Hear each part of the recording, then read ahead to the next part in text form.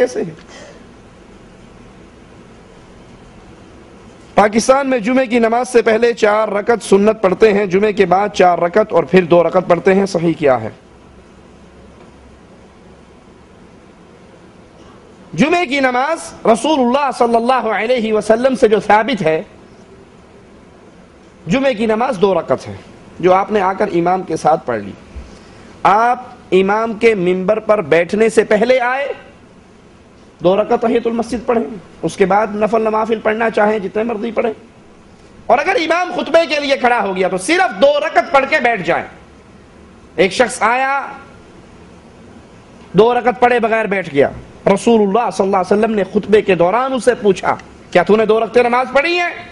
کہنے لگا نہیں اللہ کے نبی میں تو ویسے بیٹھا۔ آپ نے فرمایا کھڑا ہو اور 2 رکعت نماز پڑھ، تم میں سے کوئی مسجد میں نہ بیٹھے جب تک 2 رکعت نماز ادا نہ کر لے۔ یہ تحیۃ المسجد ہے۔ اس کے بعد 2 رکعت امام کے ساتھ جماعت جو جمعے کی نماز ہے۔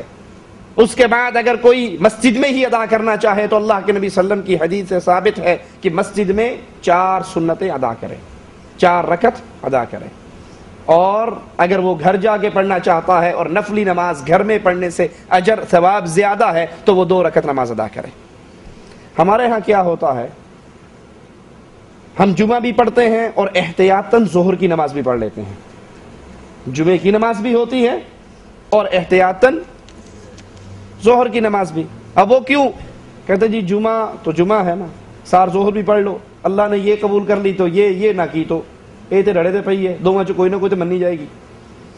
جیسے وہ بچے اسکولوں میں ریاضی میں پیپر میں 10 سوال آتے ہیں، 5 حل کرنے ہیں، آپ کو اختیار ہے 5 چھوڑ دو۔ جس کو زیادہ آتے ہیں وہ سارے کہتا ہے کہ یار کوئی غلط ہوا تو دوسرا اس کے ٹھیک ہو جائے گا، کام چل جائے گا۔ اللہ نے جو نماز جس وقت میں فرض کی ہے اس وقت وہی نماز ہے۔ جمعے والے دن جمعے کی نماز ہے، ظہر نہیں۔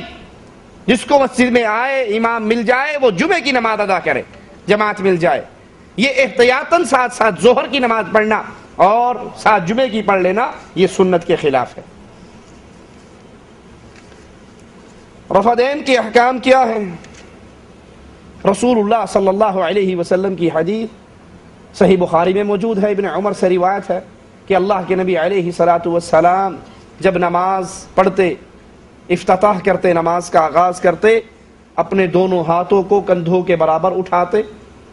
جب رکوع میں جاتے دونوں ہاتھ کندھوں کے برابر اٹھاتے، جب رکوع سے سر اٹھاتے تب بھی دونوں ہاتھ کندھوں کے برابر اٹھاتے۔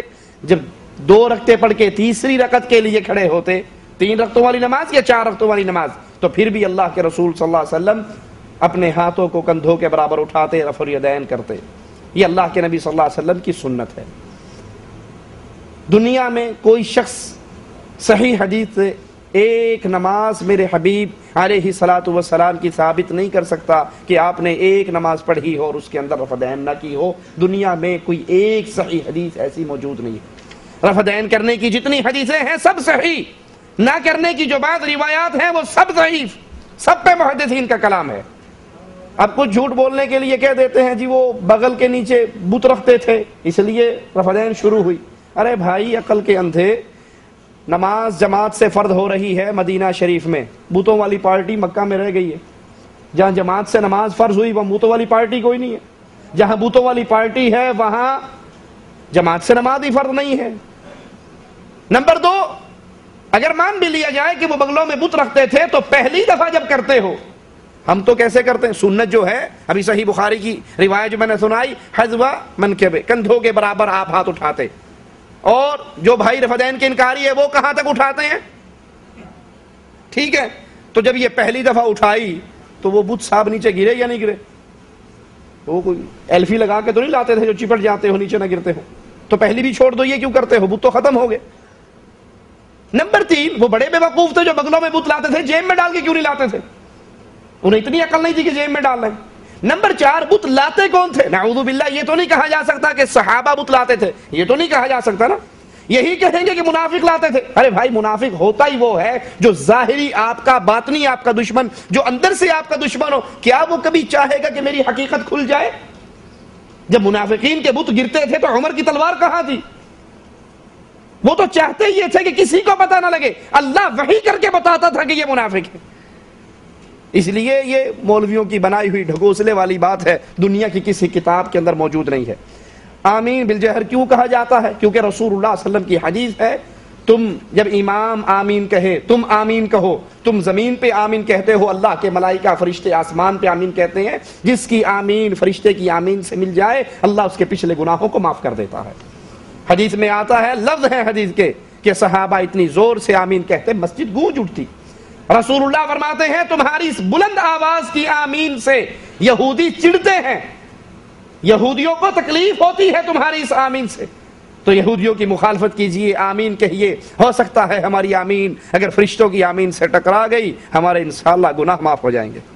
تشہد میں انگلی شہادت کیسے رکھنی چاہیے؟ کچھ لوگ یوں سیدھا ہاتھ رکھتے ہیں، یہ سنت کے خلاف ہے۔ اپنے اس ہاتھ کو فولڈ کر کے اس شہادت کی انگلی کو ٹیڑھا کر کے انگوٹھے کو یہاں رکھ کے اس طرح اس کو خم دے کے رکھنا چاہیے، اور بعض روایات کے اندر ہلانے کی کا ثبوت بھی موجود ہے۔